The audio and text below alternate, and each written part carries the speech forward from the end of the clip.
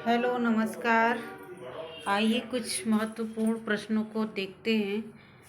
पहले जो वीडियो बनाई थी उसमें कुछ गड़बड़ी हो गई थी, टेक्निकल इशू हो गया था, आवाज़ नहीं जा रही थी। तो फिर से मुझे दोबारा करना पड़ रहा है।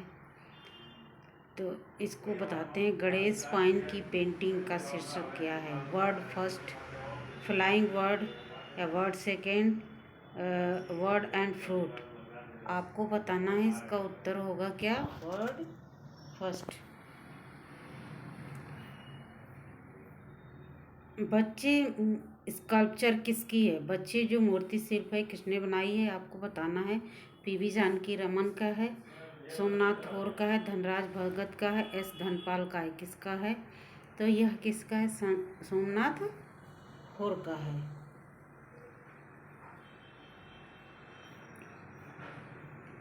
शिवा डांस स्कल्पचर किसकी कलाकृति है? शिवा डांस जो मूर्ति शिल्प है किसने बनाई है? आपको बताना है। पीवी जानकी रमन, सुबोध गुप्ता, धनराज भगत, एस धनपाल। किसने बनाई है? तो धनराज भगत ने बनाई है। इसका माध्यम क्या है? तो प्लास्टर ऑफ पेरिस में बनाया। और ये क्या है?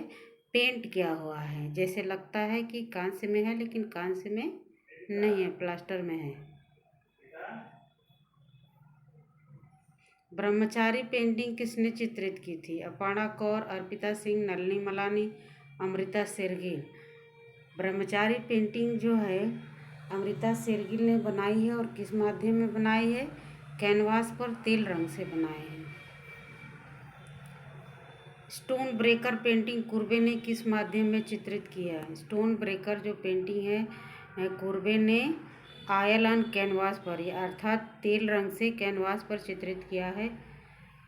अगला है, गिरजा किशोर अग्रवाल के अनुसार प्रागैतिहासिक काल को कितने भागों में बांटा गया है? प्रागैतिहासिक काल को 5 भागों में बांटा गया है। किसके अनुसार? तो गिरजा किशोर अग्रवाल के अनुसार। उनमें से कौन कौन सा है? पूर्व प्रागैतिहासिक काल है, पूर्व प्रस्तर काल है, मध्य प्रस्तर काल है, नव प्रस्तर काल है, कांस्य काल है और लौह काल है।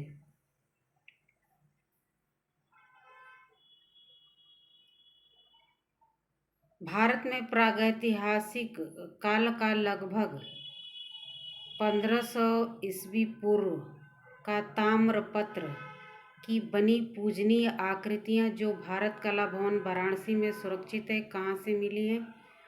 तो आपको बताना है ये कहाँ से मिली हैं। सारनाथ वाराणसी से, आलमगीरपुर मेरठ से, लिखुनिया मिर्ज़ापुर से, शिवराजपुर कानपुर से, सारनाथ बनारस से मिली है। कहाँ से? सारनाथ बनारस से मिली है। और 1918 ईस्वी से पूर्व सिंधु घाटी सभ्यता में बिखरी हुई सामग्री को किससे संबद्ध समझा जाता था? हड़प्पा सभ्यता से, मेसोपोटामिया सभ्यता से, बौद्ध धर्म सभ्यता से, वैदिक सभ्यता से। किस सभ्यता से समझा जाता था? तो ये बौद्ध धर्म से समझा जाता था। 1861 ईस्वी में राजस्थान में कालीबंगा घग्गर नदी के पास स्थित है। किसके नज़दीक स्थित है? तो आपको बताना है किसके नज़दीक कालीबंगा स्थित है। पीलीबंगा गंगानगर जिला, बागोर भीलवाड़ा जिला, पीलीबंगा भीलवाड़ा जिला, बागोर गंगानगर जिला। आपको बताना है, तो इसका सही उत्तर होगा पीलीबंगा गंगानगर जिला के पास स्थित है। 1861 ईस्वी में कालीबंगा की खुदाई से पहले किस पुरातत्ववेत्ता का ध्यान आकृष्ट हुआ था कालीबंगा की तरफ? ठीक है, तो sir John Marshall, LP Tessitori, doctor Grierson, general Cunningham.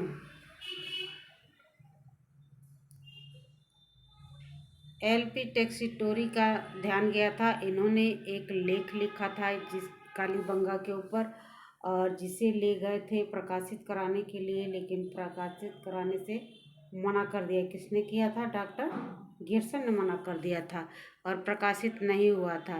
नहीं तो प्रकाशित होता तो आज कालीबंगा के नाम कुछ और ही होता है, और सिंधु घाटी सभ्यता का नाम शायद कुछ और होता है।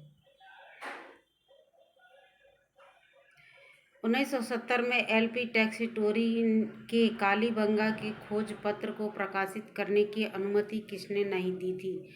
सर जॉन मार्शल ने, जनरल कनिंघम, आर.डी. बनर्जी और डॉक्टर गियर्सन। अभी जो ऊपर बताए तो हैं, डॉक्टर गियर्सन ने मना कर दिया था प्रकाशित करने से, और प्रकाशित नहीं हो पाया था इनका लेख।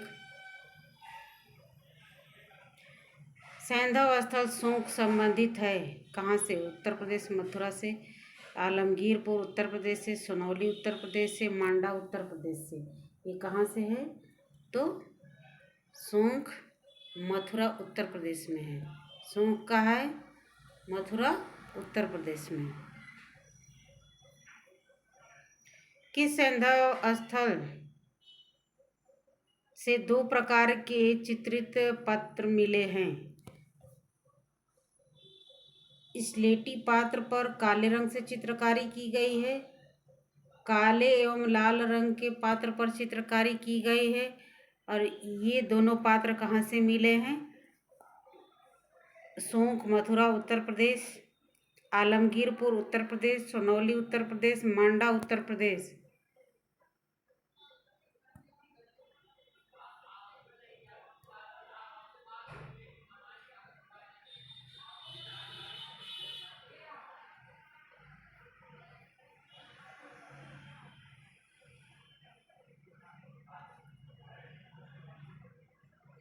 अठारह ईस्वी में पश्चिम भारत के एक मध्यकालीन प्रसिद्ध नगर जिसको तोड़कर ध्वंसावशेष से कराची मुल्तान रेलवे लाइन बिछाई गई थी।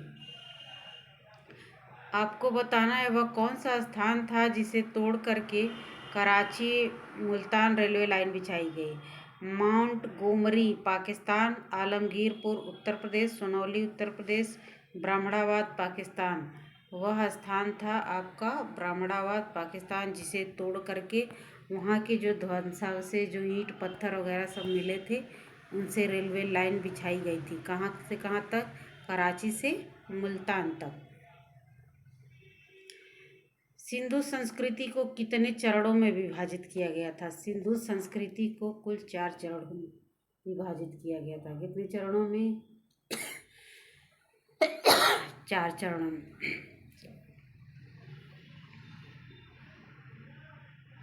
सिंधु संस्कृति को 4 चरणों में विभाजित किया गया था। इनमें से कौन सा चरण अनुचित है? इनमें से एक गलत चरण आपको बताना है कि कौन सा गलत चरण है। प्रथम चरण था 1600 से 2400 ईस्वी पूर्व। द्वितीय चरण था 2400 से 2150 ईस्वी पूर्व। तृतीय चरण था 2150 से 1900 ईस्वी पूर्व। चतुर्थ चरण था 1800 से 1500 ईस्वी पूर्व तक। तो इसमें आपको बताना है गलत क्या है। तो गलत इसमें ये है, जिसको यहाँ पे 19 ना होकर के 18 होना चाहिए। ठीक है, 2150 से 1800 ईस्वी पूर्व तक तृतीय चरण था। सिंधु संस्कृति के किस चरण में हड़प्पा नगर को बसाया गया था? मोहनजोदड़ो के अनुकरण के आधार पर। हड़प्पा नगर को किसका अनुकरण किया गया है? तो मोहनजोदड़ो का अनुकरण करके बनाया गया है। कब बनाया गया था? तो दूसरे चरण में। दूसरे चरण का टाइम क्या है? 2150 से तथा दूसरे चरण का कितना टाइम था? 2400 से 2150 तक। दूसरे चरण का टाइम कितना था? 2400 से 2150। इस बीच में हड़प्पा नगर को बसाया गया था, और इसमें दूसरा चरण था। ठीक है। सिंधु संस्कृति के किस चरण में सिंधु सभ्यता में कोई नवीन विकास नहीं हुआ था? यानी विकास रुक गया था, है ना? कौन सा चरण था? तो वह चरण था प्रथम, द्वितीय, तृतीय, चतुर्थ। कौन सा? तृतीय चरण था, जिसमें कोई विकास नहीं हुआ, ज्यों का त्यों रहा। और चतुर्थ चरण आया, उसमें सब समाप्त हो गया।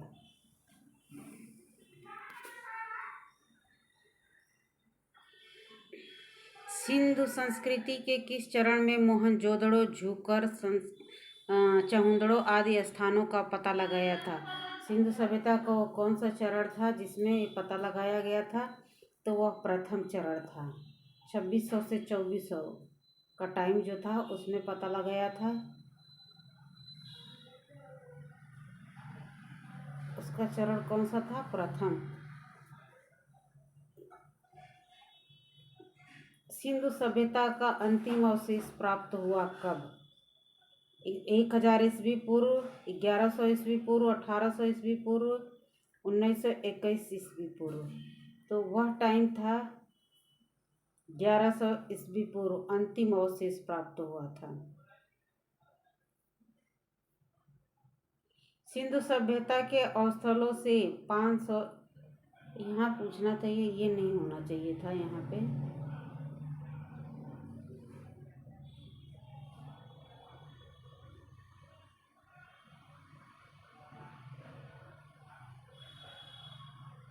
यहाँ नहीं होना चाहिए, ठीक है। इसके स्थान पे होना चाहिए था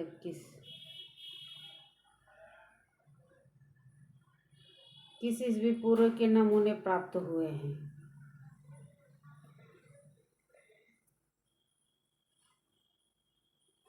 तो 100 ईस्वी पूर्व के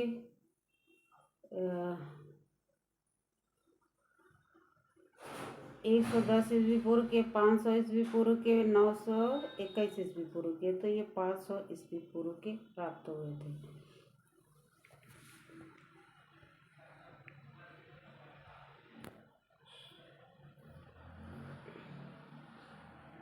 गिरिराज किशोर अग्रवाल के अनुसार प्रागैतिहासिक काल को 5 भागों में बांटा गया था। वो 5 भाग जो मैं ऊपर बताई हूँ: प्रारंभिक प्रस्तर युग, मध्य प्रस्तर युग, नव प्रस्तर युग, कांस्य युग और लौह युग।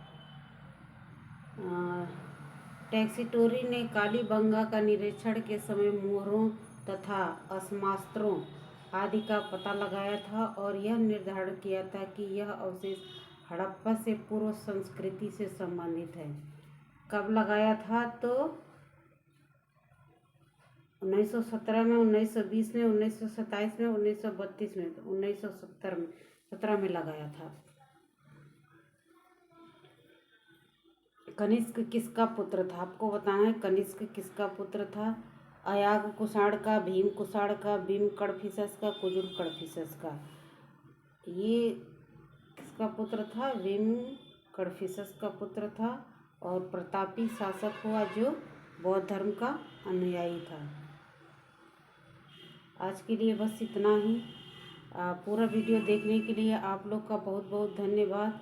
कृपया अच्छा लगे तो शेयर करिए, सब्सक्राइब करिए, लाइक करिए और जो भी सुझाव हो कमेंट करिए, प्लीज़ प्लीज़ प्लीज़। धन्यवाद।